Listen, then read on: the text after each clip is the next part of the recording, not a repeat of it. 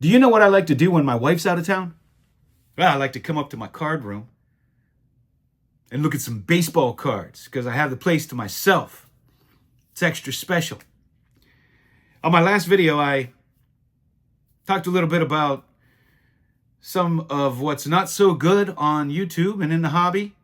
And now I'd like to share with you what's awesome about the YouTube community and the hobby.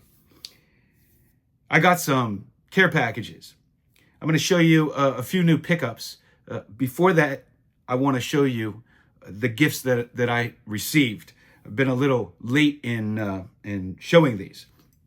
First, from Paul over at Fast Breaks and Breakfast, he sent me a few cards. He sent me a great Burke Ross Sam Magley, the barber. Paul, this is awesome. Thank you so much. I collect this set. I do not have this card.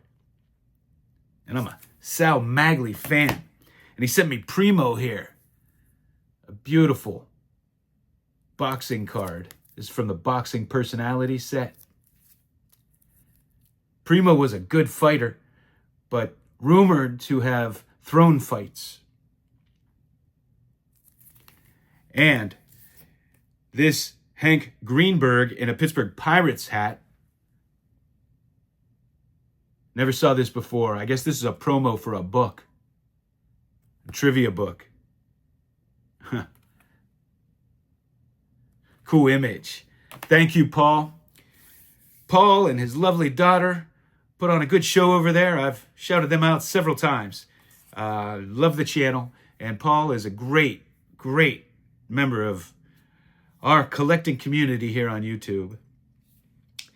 Next, I got a gift from Warren D in CLE. Man, that may be my favorite YouTube name.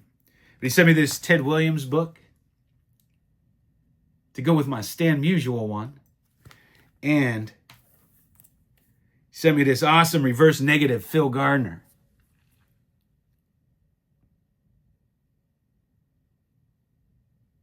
Warren, thanks so much. Man, when I was growing up, the error cards were all the rage. You were so excited. And when Donruss and Fleer came out, they made so many errors that we were literally kids in a candy store. Except we were more like, well, yeah, we were literally in the candy store buying cards. We were so excited to get error cards. And I got a nice postcard from Henry S. Henry, you're always a good supporter of mine, good commenter, and you're always sending me something, and I appreciate it. Henry S. Pepino, man, did he send me a special gift. Check this baby out. If you don't know, he works at Dodger Stadium, and this is an on-deck bag the Pirates left behind, I think. And it is loaded with all their stuff.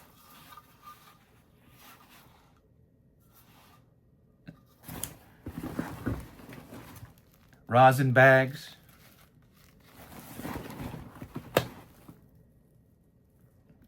I don't know what that is. Some sort of... What is that? Oh! I think it says here. Sports grip. Professional sports grip. Tough skin.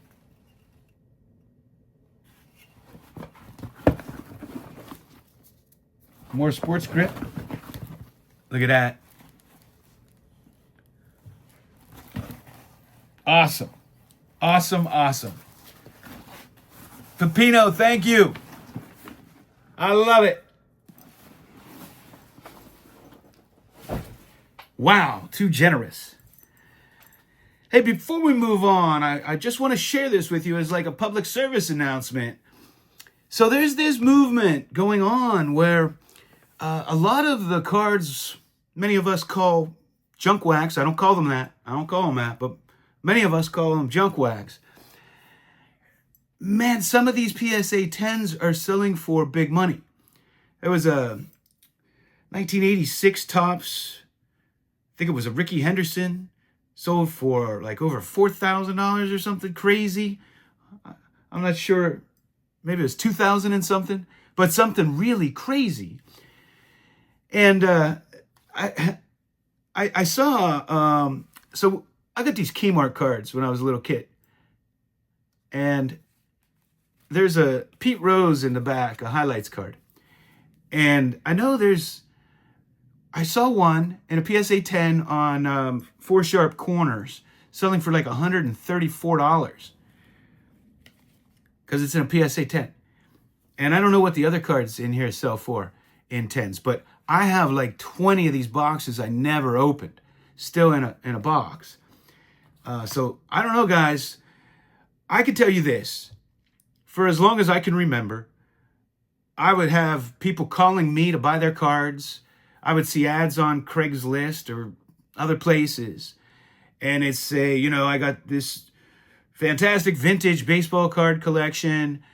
And you go look at them or you see the pictures and it's somebody's garage just stacked with unopened boxes, sets, packs from this era. I remember I knew a guy who was on the floor of Wall Street. And at this time, I think it was around early 90s, these guys were buying, these Wall Streeters, when cards started to be worth a little something, they were buying cases of Topps cards. I don't know if those are still around or they ended up throwing them away when they ended up being not worth anything because they made like 4 million of every card. So I know a lot of you have these cards laying around. And if you haven't considered grading, you probably have doubles, triples. They're probably still unopened. If you can get some 10s, you can make some big money. You know, I have a collecting friend. He'll probably show you. He's a YouTuber. He'll probably show you on his own. I don't want to give it away, but he just sold a PSA 10 1990 Donruss, Ken Griffey Jr. Donruss Kings for almost $900. These 10s are selling for really big money. A lot of people chasing chasing them for set registry if they're lower pop. But the one thing I would caution everyone about is those pop reports aren't going to be accurate over time. Because like I just said, I got 20 packages of these, never touched. I know many people are like me and have them. And we didn't even probably take that good care of them because we never thought they were going to be worth anything. I collect them because I like them and I like collect cards. But like I'm saying, everybody has these stacks of unopened material in their basement. I have personally gone and seen many of them. So when the word gets out that, you know, if you get a PSA 10, you could sell these things for thousands of dollars. You know, I'm thinking about going and searching the pop reports and looking at the lower 10s and just going through all my stuff. I mean, it's a new world out there, guys. The 90s are alive again. There's no such thing as a junk wax era anymore. Sweet vindication for those of us who held on to all our cards all these years. All right, let me show you some cards I got. I got this fantastic 2024 black and white Aaron Judge. How cool is that? Picked up a Duke Snider, 1955. Been wanting this card for a long time, so I finally grabbed one. It's a real nice example, you know? Just a little cornerware, a little tiny like thing up there. No creases or anything. I know we like to treat these cards like diamonds, so I thought I'd point them out. If you can't beat them, join them. All right. 1965 Philadelphia Jim Brown. I think this was the only Jim Brown I didn't have. So I grabbed that. Now, collecting Nolan. I wonder if you have these from back in the day. 1981 stickers. Top stickers. Nolan Ryan.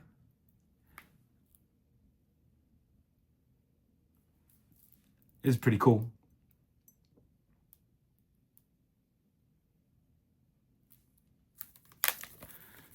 Used to love getting these top stickers back in the day.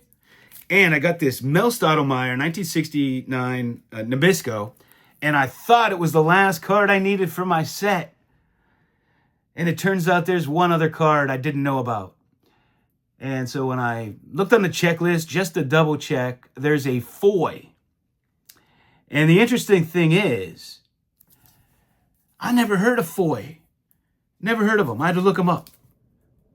But I don't ever remember seeing that card, so now I need a Foy to complete my set. Some of you have congratulated me for completing it. Well, you got to take that back. Warren D. CLE gives me another chance to say your name.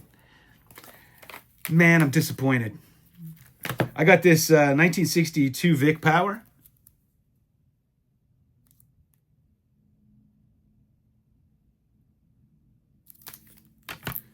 Got this, man, in the game autograph. These were so popular back in the day for us hockey collectors. Kevin Stevens. I think some of these had issues with signatures coming off. Not sure if this is the set. I think it is. But these in the games, man, these were hot back in the early 2000s. Kevin Stevens, great player, played on the 2 Stanley Cup teams for the Penguins. And then, you know, he was one of the top hockey players. And then he got into drugs. But I remember watching the game. I believe it was the Stanley Cup Finals, where he got knocked out. And it was one of the worst things I ever saw in a professional sporting event that I watched live, where he just fell straight onto his face. Busted his nose, his forehead. He had to have all kind of surgeries and stuff. I think he has a plate in there. But a staple on the Penguins back then. And I picked up this 1961 Topps Bobby Mitchell. Really good player.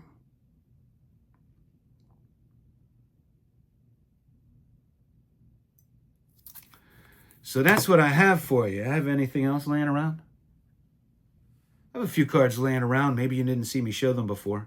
Had these laying around from recorded session we did.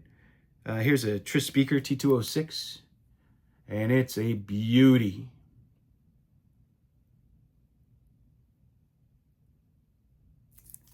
Here's a 54 Bowman Ted Williams. The card that wasn't supposed to be. Just a beautiful example. I remember when I was shopping for this card, there were, 4s, 4.5s, 5s. Couldn't touch this one. So I went with this one. Haven't shown this in a while. This is a newer pickup from last year. This is a Tango Eggs card, and these are cool. It's the only set I know that came. Well, I'm sure they weren't in with the eggs. I'm sure you had to send in for them, but that an egg company gave away. And this is Buck Weaver. But those of you who collect e-cards will note that that is a Joe Tinker image. It's an image that is used on other Joe Tinker cards. So it's kind of either an uncorrected error or they used Joe Tinker's image for Buck Weaver.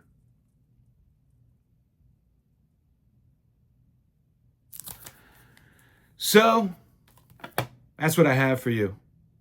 Paul, thank you again. Pepino Man, thank you. Henry S., thank you. Warren D. and CLE, thank you. I appreciate you. Thanks for watching. I gots to go.